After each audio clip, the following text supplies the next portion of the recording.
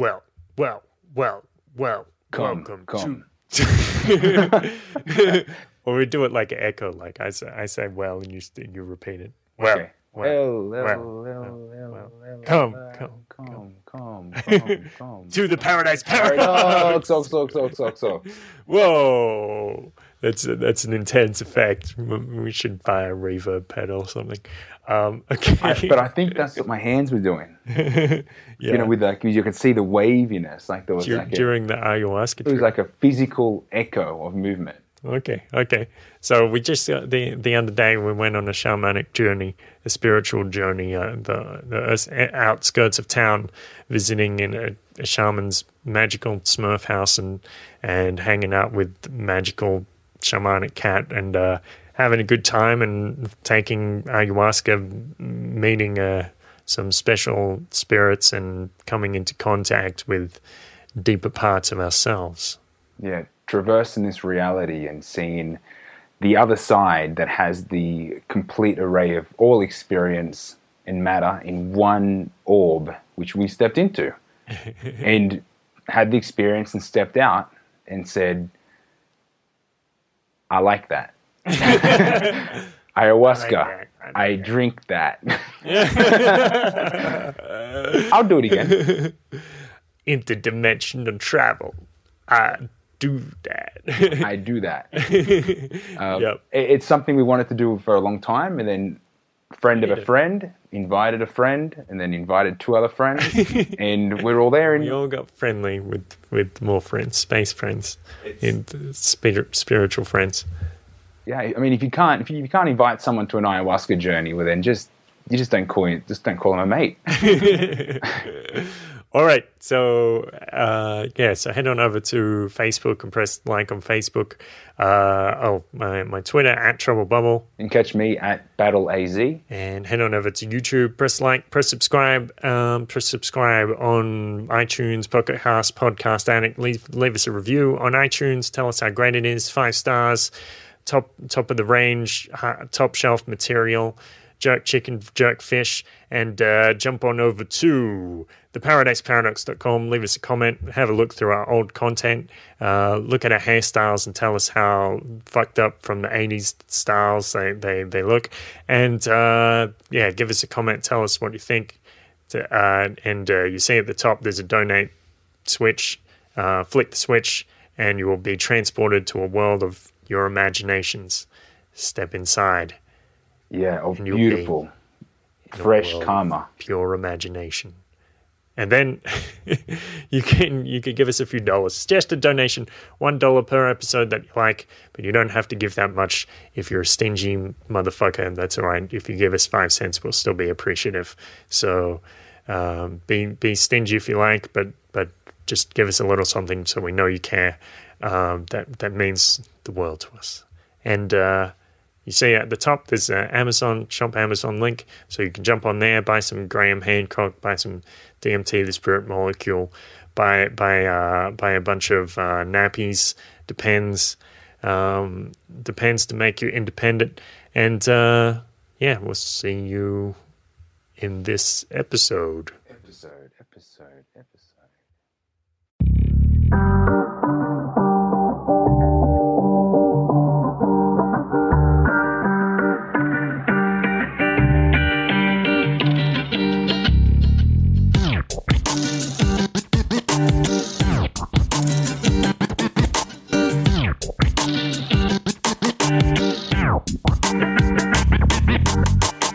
I just had a back in time, forward in time, back to the future, 2015. Well, now it's past October, but I just had this post on Tumblr was going a little viral, like a little STD that I posted there, and it was. I don't think. Well, I mean, on some level, I knew this was a little bit controversial. But now I started getting like anonymous hate mail and stuff, and I probably should have anticipated this when I posted this morning in like 6 a.m. in a daze. This is what I wrote. Abortion should not be illegal, because that's giving a government too much opportunity to interfere in a medical procedure. However, abortion is definitely not something to be proud of, but something in certain grave situations that may be necessary. If you think that an abortion is something to be proud of, perhaps you should look in the eyes of those poor parents who've had to live through a miscarriage and tell them you would be happy to induce one. Now, what do you think? Well, I think, it was a fair point until we're inviting people that have experienced a miscarriage. Like, that's going to be that's devastating for a young couple or an old couple. But it's like, think about them. It's like that's a full stop. Yeah, it is like it's not.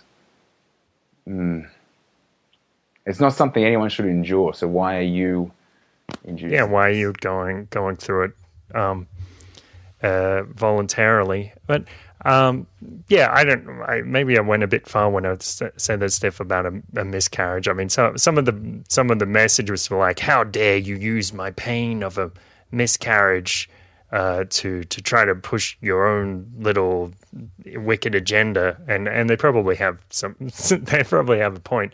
But it's just trying to come up with some rhetoric when I was half asleep. But there's one of these anonymous hate messages that I got was this is the first one I got. I would be ecstatic to induce a miscarriage. So this is the kind of perverse thing that people write on Tumblr. They're like, some of people asking me, what do you mean being proud of having an abortion? And there's like, you go on Twitter and there's this hashtag, shout your abortion. Whoa, wait. I thought you were saying, you can't be proud about that because, it's a non-event. People aren't proud about that. It's just, something that might unfortunately happen. But you're saying now that it's people that are proud. Yes, that's why I wrote it. I wrote you shouldn't be proud about this, because it's not something to be celebrated. To end a pregnancy early, that's not really. It's not a great thing. I mean, there are situations where if the mother's life is in danger or something, she has to go through it, and that's the terrible path that she has to go down. And she's not going to come out of. I don't think she would come out of that operation later and like be yelling in the streets and waving flags and saying, "Hey," chanting to her friends and singing "Kumbaya." Well, maybe singing "Kumbaya." That's a kind of calming thing for the soul. But to start dancing and shouting and yelling and saying, "Hey, I'm so happy about doing that." Yeah, we are the champions playing as they march down the street. I won.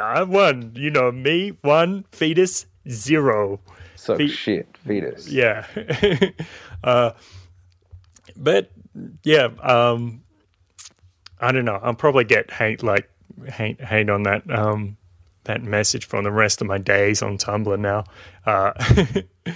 But, yeah. I think it was a fair comment. Yeah. I didn't realize there was a hashtag proud, abortions. This is not part of my reality. It's like it's not even an option. Yeah.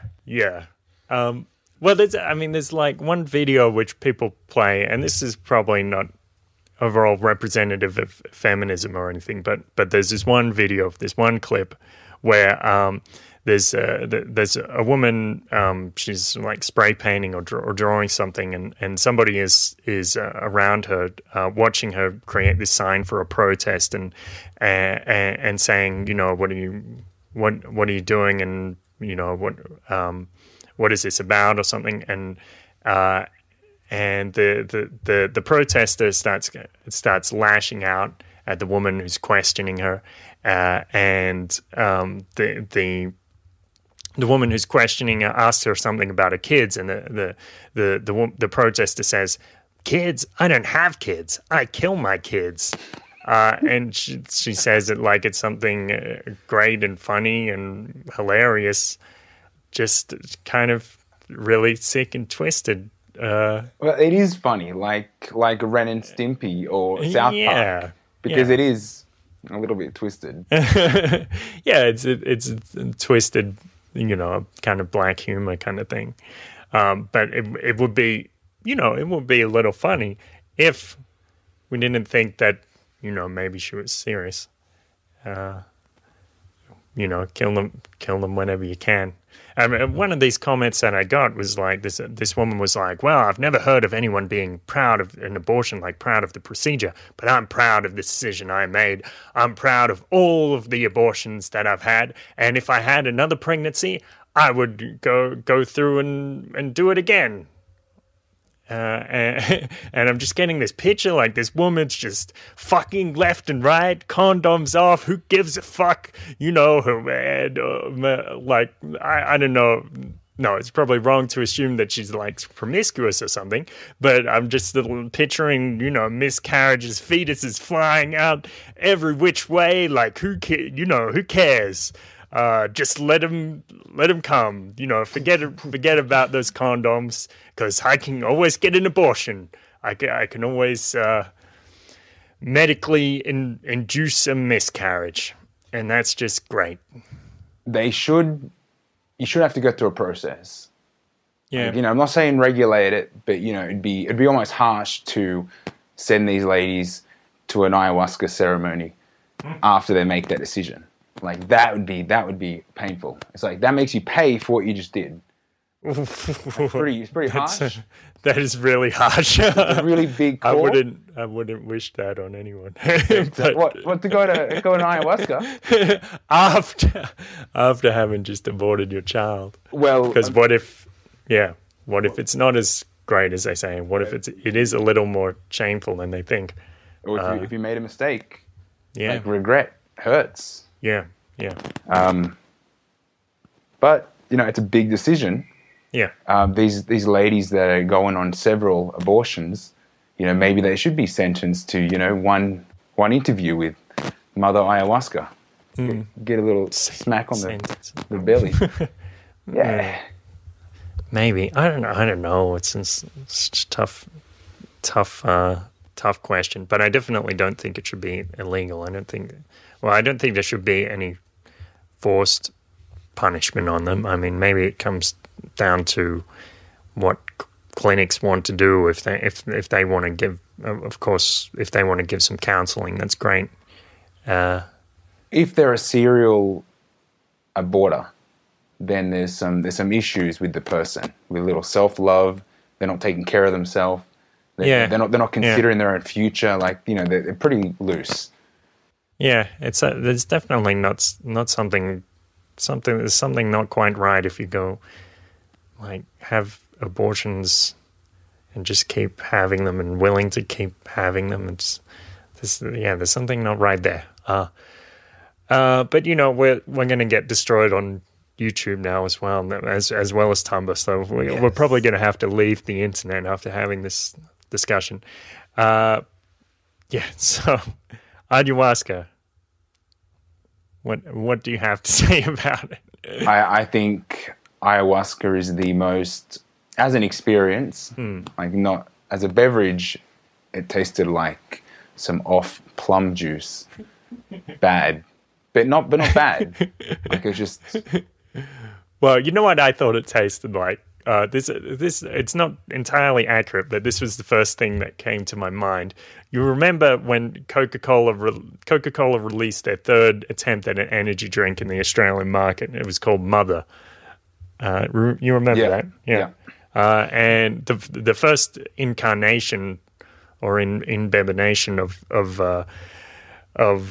Mother kind of tasted like what you just described, like off plum juice or something, plums and cranberries and inside out grapes grape innards or something. That's what it tasted like to me. But that was all right because I actually liked Mother like that. So that tart bitter berry taste. It's all right. Yeah, it's almost like a cranberry fruit juice, coffee. Cranberry concentrate. Yeah, but it was thicker. Like Yeah. the consistency was much thicker than what I expected. Like a tea, like very thin, and a lot more of it. Like I only drank 3 like short glasses. Yeah, 2.5 because the last one wasn't full. Okay. But Fair enough. It taste got better. Like I enjoyed the aftertaste when I was coming back to my mat. Okay. On the second and third, but I think I was already kicking in. But All right, but wait. ayahuasca. So, what are the reasons? Why would someone want to do ayahuasca? Well, now that I've had the experience, I would go back and do it just because I enjoyed it. Like just because it's a nice, Just for fun. yeah. Okay. Because people always say, like, if you watch that TED talk with Graham Hancock, and it's like, ayahuasca is not a recreational drug. It's something serious. It's not just. And the shaman said that to us as well. He says, this is not recreational. This is work. This is serious work. Yeah, maybe I didn't. I personally don't think I worked that hard, because and I don't know whether that's because my expectation was like I had a strong expectation. I don't know. Maybe because I watched a couple of documentaries and a few podcasts where they talk about the experience. So I kind of expected what was coming. All right. But why would someone want to do ayahuasca? Oh, okay. All right. Let's get back to that question. Okay, So you said fun. You think of I don't think they should do it if they want to have fun, because that could lead to if they're not prepared. Yeah, I think then they could have a mountain of problems. This time I knew what I was getting myself into. Yeah. And maybe I prepared too much, and I didn't let go. Like I didn't let myself go as far as what I probably should have. And that's a kind of like a sub. But why would someone want to do ayahuasca? Because we're talking about a 5,000 to 10,000 year old biological technology that our own planet like mushroomed out of the Amazon, and these native folk somehow dreamt up a recipe from these plants that you would never have guessed. But they probably had a few thousand years to work it out, trying different mixes, and then this stuff sent them over the moon. Okay, so you're saying people should do it out of curiosity, or because to get in contact with this ancient wisdom, or what would you say? Well, it's more about what the wisdom does for you, because it serves you up a personal, class-by-class series of thoughts and experiences, reflections. Just like a MOOC, just like an online classroom from MIT or something. It's the syllabus, bro. It's a full syllabus on love. And if you're not prepared, you get smacked down. All your traumas get lifted and put back, served back in your face to relive and then analyze. And without even doing so much work as just re-experience it and reanalyze, how you felt about that situation from your new point of view, your subconscious gets rewired in the making. So you literally, the old person dies and the new person, slightly different, comes out. And now our homework, I think, is to work out what's changed. Okay. So people might want to do it because they want to be remade. Yeah. I think that's definitely why people want to do it. Okay.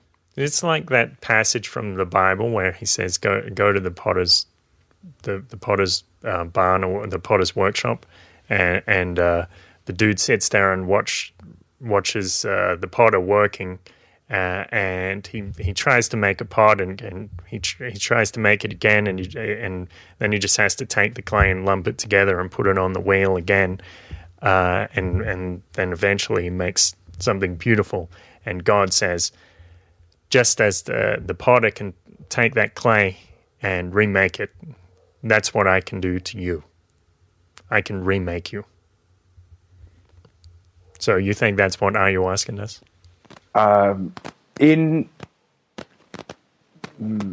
in the terms of a slight difference, because you're still the original clay. So if you're contaminated, you might need to be remade a few times.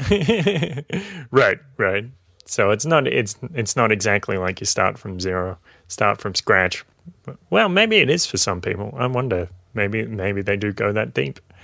But yeah, that's so it's this personal development experience, but I've definitely not had a personal development experience quite like this before. Yeah. As I was experiencing, I was trying to work out how am I going to shorten this to say ayahuasca was like that during the experience, without just regurgitating visions or feelings. Like, how can I wrap up the whole thing? And the best I could come up with was it was like having some kind of it was like having great sex with everything at the same time. Okay. Yeah. Cool. It was like you. I know in the last ep I said become the chair, but it's like you're so much bigger than that. That is just dust on the chalkboard as you're recreating or as you're creating this masterpiece of wherever you want to journey to. Unfortunately, sometimes you don't get to pick, and you just get dragged along for the ride, and everything's just manifesting in front of you. Okay. That was my experience. But then again, I think my experience was a little bit different because I didn't really see anything, I guess, scary and shocking, and I think I definitely changed. I can say I definitely changed, but it was so comfortable, the ride through. I was just there at the movies for 8 hours. Okay, shit, man, you got it. You got it easy. I mean, I was like crying in the fucking fetal position. Hey, I'm not saying I didn't go fetal. Okay. Like I was curled up. Like I was in the womb for a while. It was so. I describe it like. But it's okay because people ask me, how was it, and I like without getting into an entire discourse, I say, mind blowing, incredible, painful, and they're like, what? And it was extremely painful for me. Like sometimes I actually hated myself, and I had to. Well, the spirit guided me through, and the shamans and the musicians guided me through. Yeah, they were amazing. Yeah. Like I know we talk a lot about music, but this music was 2 meters away, live and amazing. It was like all night. It was ridiculously good. It might have been it was the scene. It was the synergy of being in that vortex of whatever that is, school. Yeah. Well, I remember I listened to some Icaros on YouTube months ago, and I was like, okay, it's all right. It's all right. But after that, now I go onto YouTube, and I'm like addicted to these things. I put it on, when I go to sleep, I put on the hour and a half video of constant Icaros and just listen to them. I'm like, oh yeah, holy shit. This is some deep shit. It's like this. I have to wonder if I'm going to permanently have that attachment to them now. Yeah, your bedroom needs a home theater. Just to play Icaros. I'm thinking I'll do it. It's a good idea. Now that I've been exposed to that, I guess that experience, that vibration of comfort, and I can just tap back into that with the music. It's like the way some of those guys were singing, and the combination with their guitar was like their voice was like vapor, just floating, between the chords of the guitar, and then and these guys were just jamming, and it was like a nice little laugh afterwards when they finished their masterpiece. But that was nice. Yeah, it was lovely. I'm pretty sounding pretty lame. Hey, it's nice music. I think more people should be exposed to that rather than this harmonic radio stuff. Probably, yeah. It's kind of like, it's nice and stripped down. I mean, sometimes it's just the percussion, like this shaker made out of like a dried fern or dried palm, and it's just like no no no no no no no. Yeah, these guys knew what they were doing. Like, they did it. Okay. We're sounding like ayahuasca is pretty nice and wonderful, and I'm sure everyone can feel how we're feeling about it, because I feel like we're kind of just buzzing after. It was only 3 days ago, so I still feel somewhat high from that experience. Still, I can feel it. Like I wake up and I feel good all the time. But it was like I was waiting for the kickover. Like I was waiting for like something for the room just to go black, and then for there to be like Amazon predators crawl in through the room, and all of a sudden everyone disappear, and I'm there by myself, laying on my back, like, oh shit, what have I done? And then this being just out of clouds just manifests in front of me. That's what I was expecting, and then for them to start hitting me with something. I was waiting to get bashed. Like with ayahuasca, like it's pretty straight up. It's pretty in your face, and it's going to break you down. Yeah. So I didn't get broken down. I didn't even throw up. We need to go again then. That's another thing. Like I expected to throw up, and even though my stomach at some points I felt like I was getting like thumped between like my pelvic bone and my belly button, like right in the middle.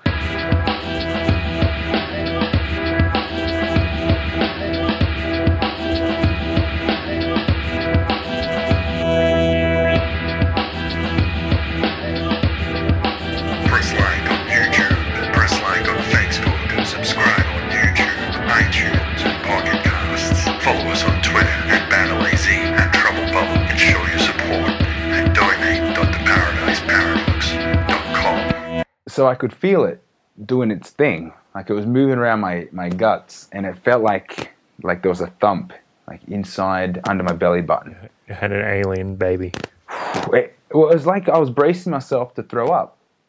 So it was like it was there, and it was like knocking away at my stomach. Boom. Okay. It was like just like when your guts rumble, except like really harsh, like just one hit, and that happened a handful of times, but I didn't throw up. Okay.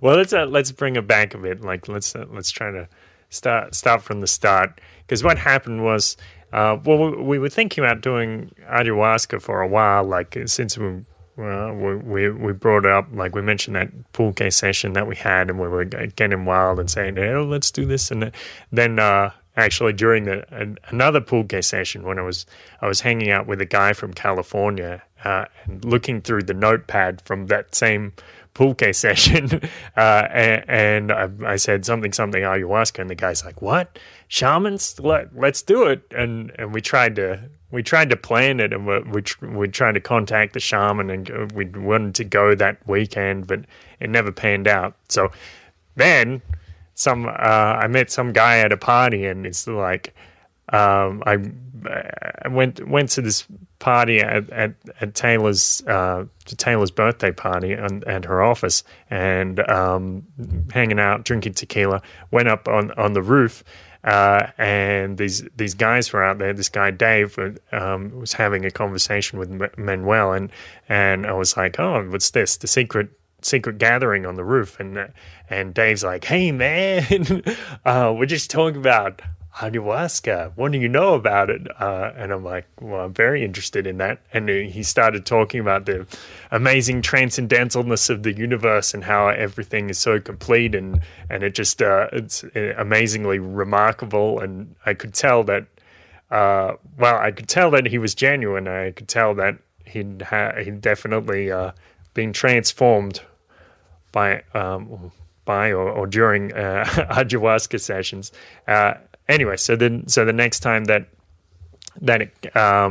a session came up, he contacted me, and so the other day we started fasting, and like no alcohol, no sex, no beef, no pork, reduced salt, sugar, and no dwelling on negative thoughts, and a few other rules, and so then we on Saturday afternoon, we drove up in Aaron's bocho to this place on the edge of the forest in Centinela. Sentinella.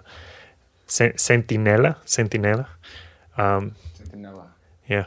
Yeah. And so the shaman has this quite a large property. Yeah, it was like we're looking for a birthday party, cruising down the street, reading the numbers, going, okay, 1,000, and there it is. Yep. And it was this huge, like, just a clay wall with big wooden doors.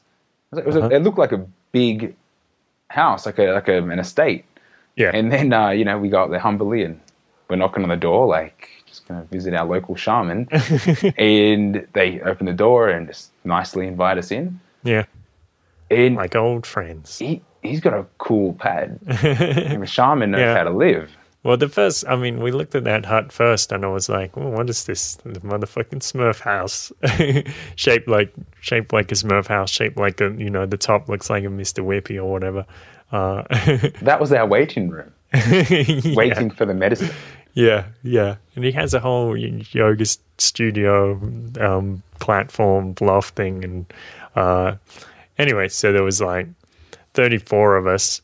In the lounge room of the shaman, and the campfires burning on the edge of the room, and we're all lying there around the room on sleeping bags and air mattresses and whatever. And the shaman started going through the rules and is saying, if it's your first time, you need to let me know when you accept the medicine, so I don't give you a full dose. And he said that it's important to stay inside, even if you need to leave for a second, get some fresh air, that's fine, but come back, because this, no matter what happens, this is the safest place to be here with us. And one of the other things, he said a bunch of things. Well, they provided some vomit buckets, of course. That was pretty much it. He didn't say too much about it. I was thinking, like, let's go with this. Like, I was just keen to experience the experience. Yeah. But he didn't really go into too much, other than the medicine's very powerful, and he kind of preempted not to put any force. Not to fight it. Yeah, not to fight. Don't resist it. The experience. He said if you resist it, this is a thing with any drug, and especially psychedelics. Like, if you resist it, it's just going to come back more powerful. So just go with it. Let it take you where it needs to take you, because you have to go with the river. As he was saying that, I gave Benny a nod. And I look across, and all I can see is Dave with his 2 thumbs up, going like, "Yeah," like I'm bracing myself for it. And maybe he's been 5 times. Yeah, so, that was probably his 7th. He reckons he's been so many times that he's lost count. Do you think it's made an effect on him? Yeah, for sure. You see what he's like, right? Because when he came in, Benny was like, "Is he high?"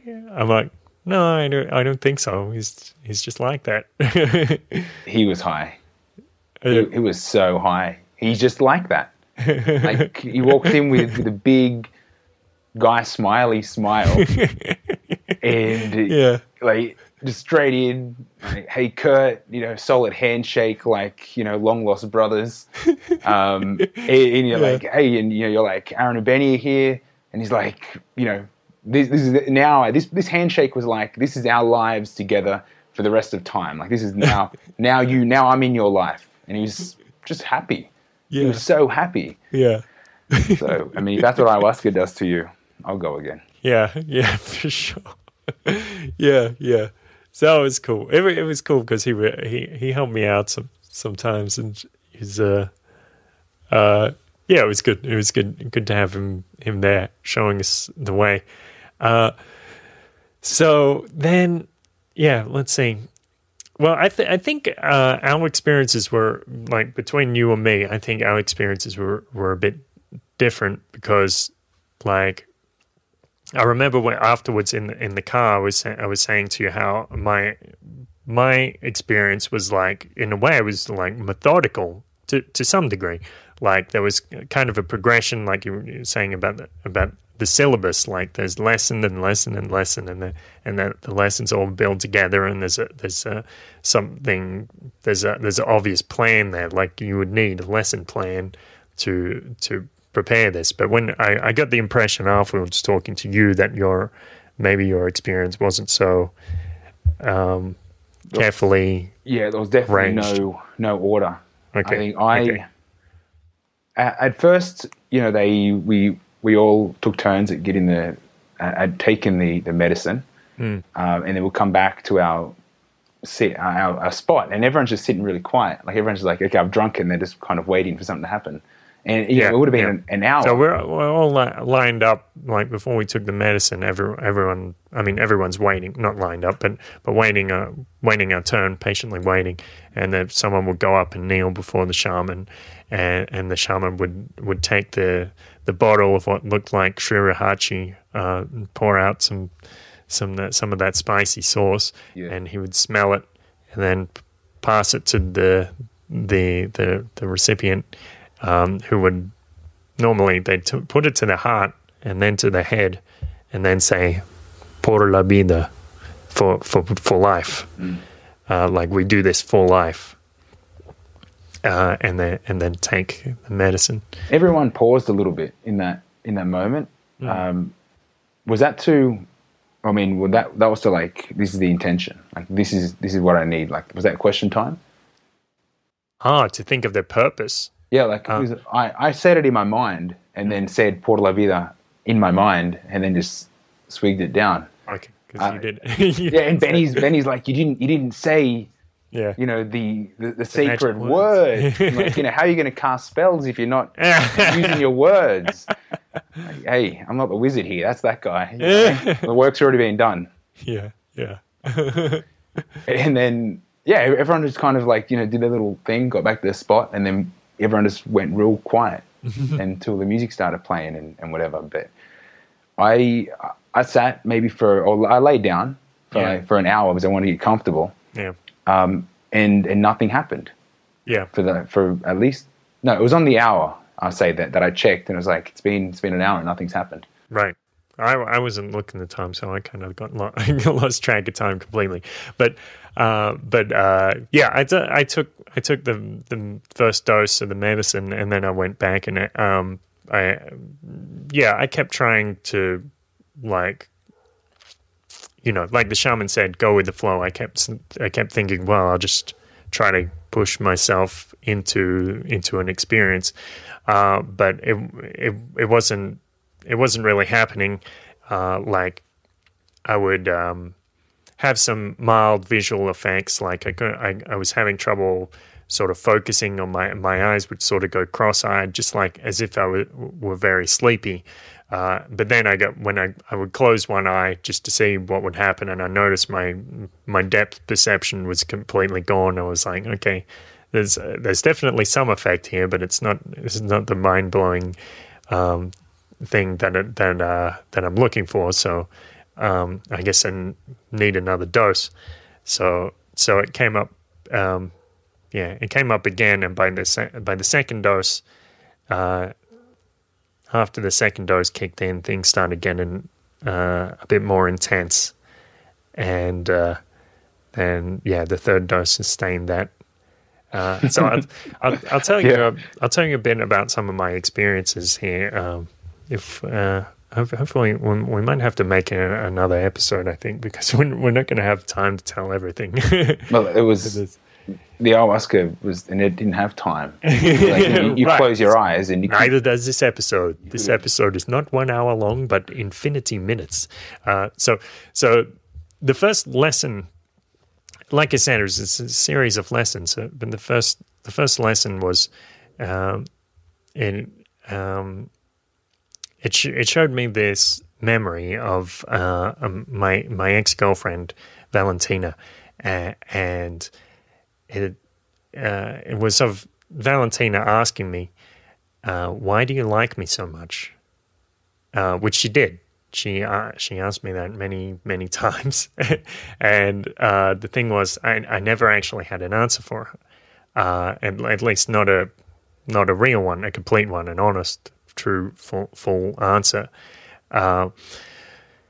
And so the spirit, which was like, to me, it felt like, I would say, Mother Earth or the Earth Mother, or, you know, they call it Mother Ayahuasca, but I don't feel like that title didn't really capture the full extent of the spirit that I felt. So the Earth Mother said to me, "You see, this means you don't understand what love means. You don't understand what love is. You don't understand the nature of love, its causes, its effects. You just don't know." And then it said to me, if you go deeply into this, experience, remember your adoration for your ex-girlfriend, and you'll begin to understand. And I said, okay, good. Well, good. But what about my purpose? Because my question coming here was to talk about the problem that I have with these spirits in my house, and how I can turn this into my into an advantage. Or I said, but what about don? That's what I thought, because don is the Spanish word for gift, and that was the little like trigger for my purpose. And it said, well, that part comes later. So again, this is like, it's very methodical, and I guess this is I would say it's like looking into a mirror. I guess it's presenting me things in a way that perhaps I would present them, or it's like, you know, it's another side of me.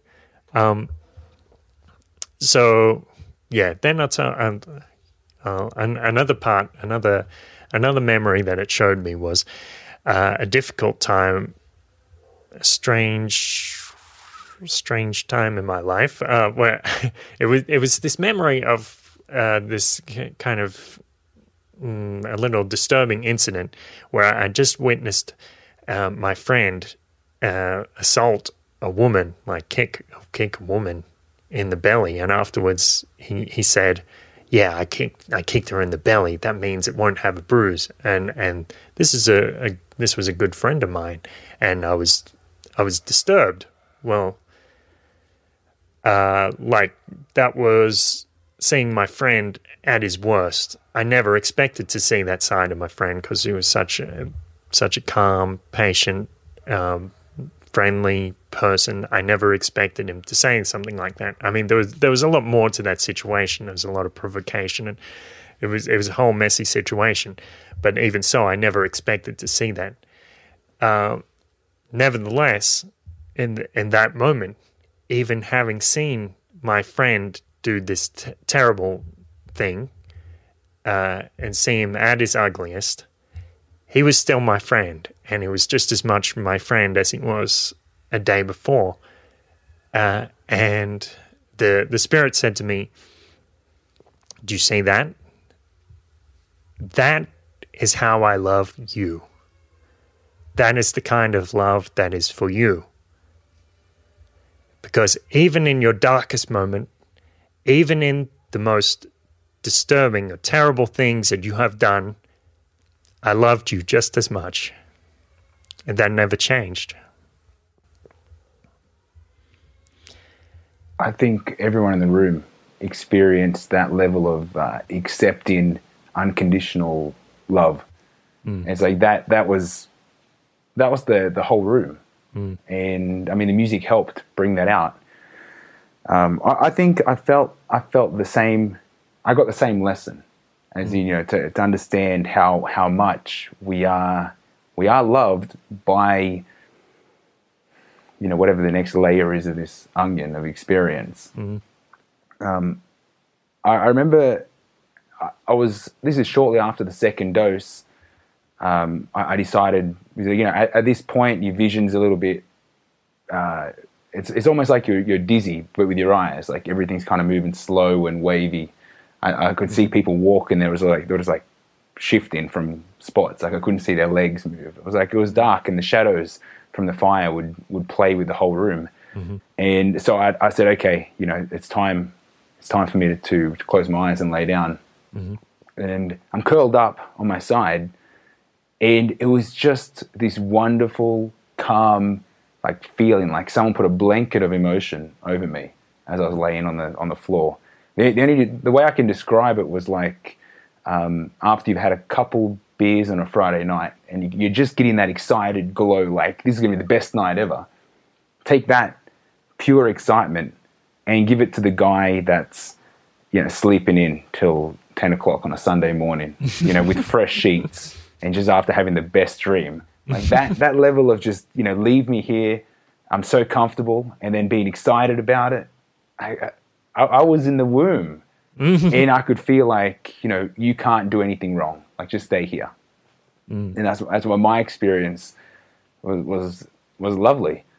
And I think it's got the same message, because it is that. I think let's say Mother Ayahuasca does remind us how much we're loved, except you had to get a much harder textbook than me, because that lesson sounds pretty intense. If you had to live that, like before your eyes again, like you were there.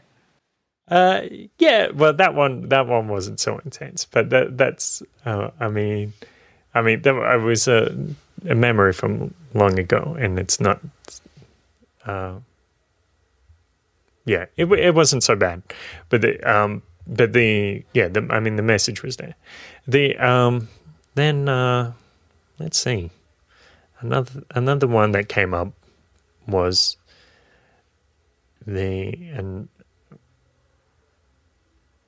another girl that I dated in a pretty serious relationship, and from the beginning of the relationship to the end of the relationship, she was kind of a different person, and I said, or I thought to myself, or I thought to the spirit, I transformed her, and the spirit said, not quite.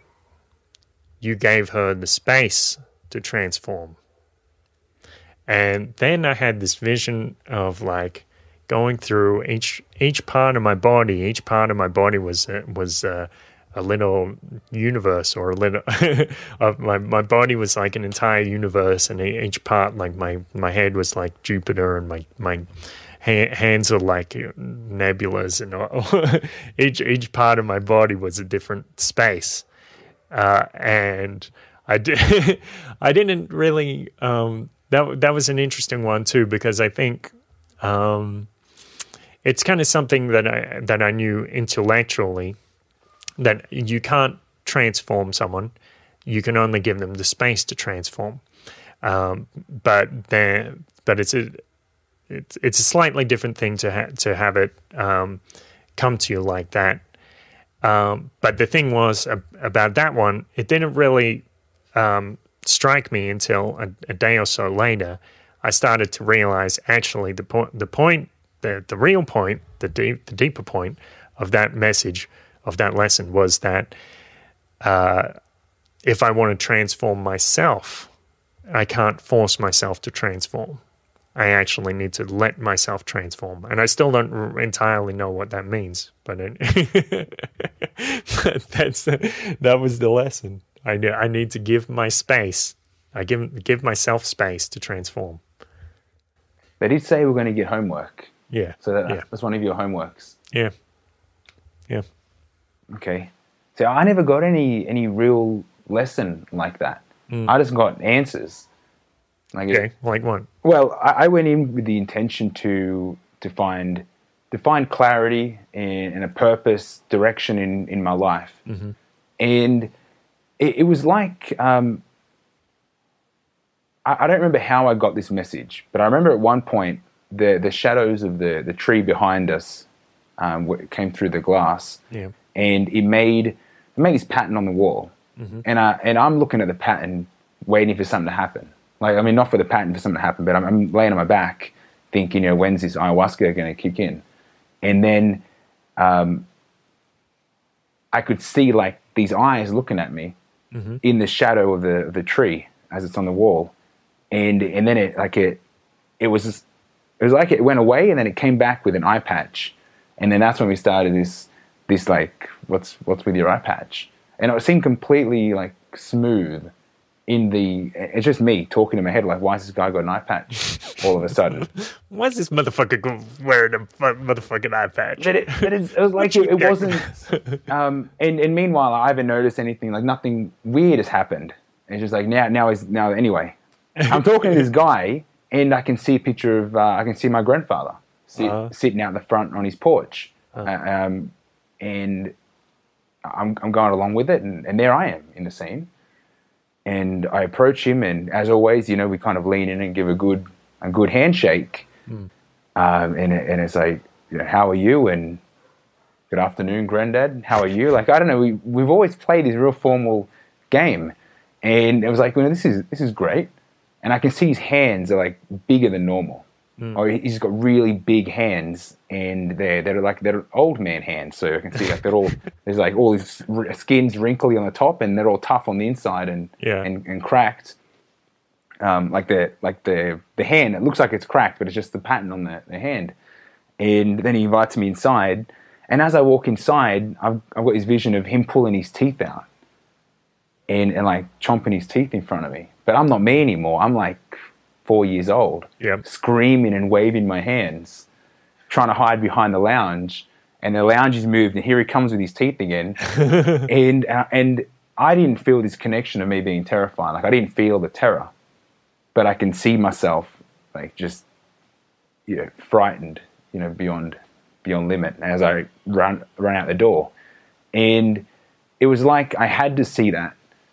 Well, this is what I make of it. I had to see that because I can see that I'm not that person anymore. Like, I'm not scared of those things anymore. And you know, there was no resentment or, you know, nothing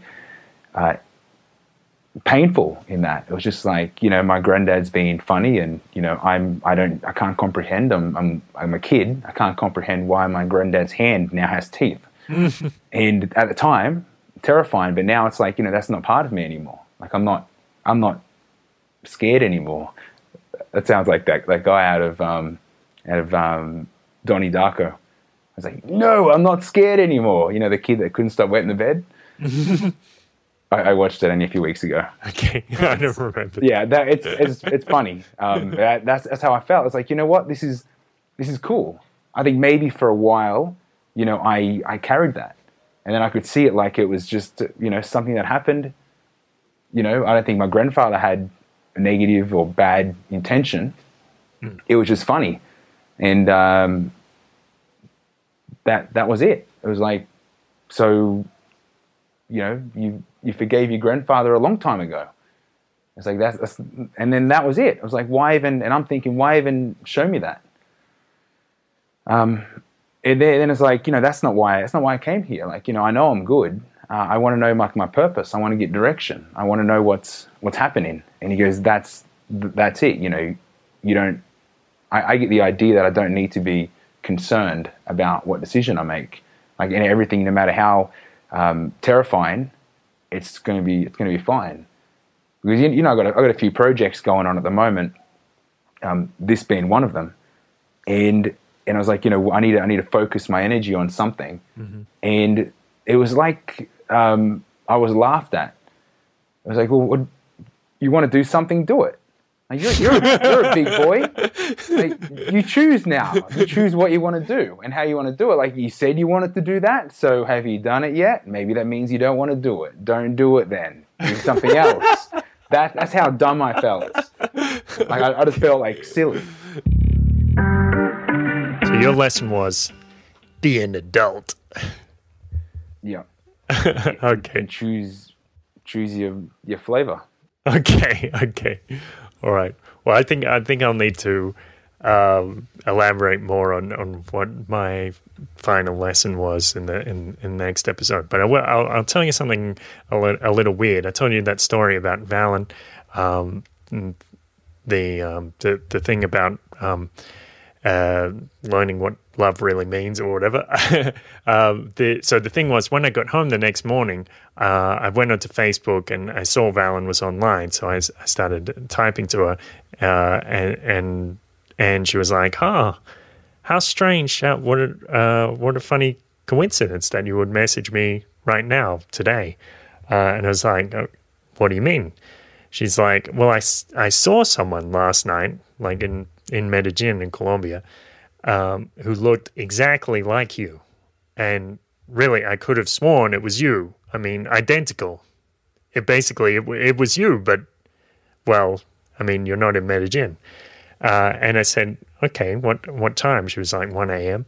I was like, because last night I went on this ayahuasca journey, and part of the journey was about you.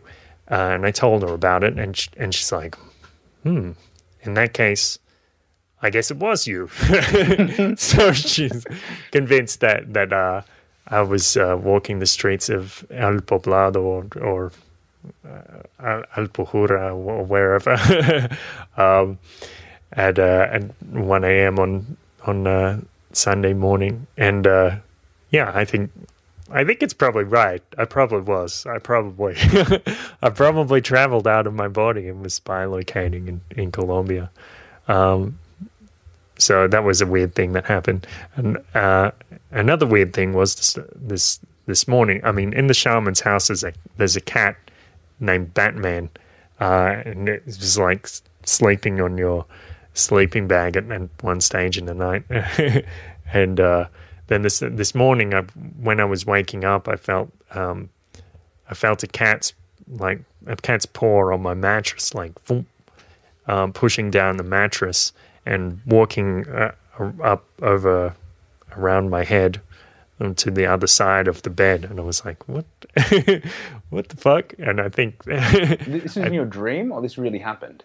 I felt it. I was awake while I felt it, but I was like there with my eyes closed. When I felt the first bump just over here, I opened my eyes and looked around and was like, "Huh, what's that?" And then I closed my eyes and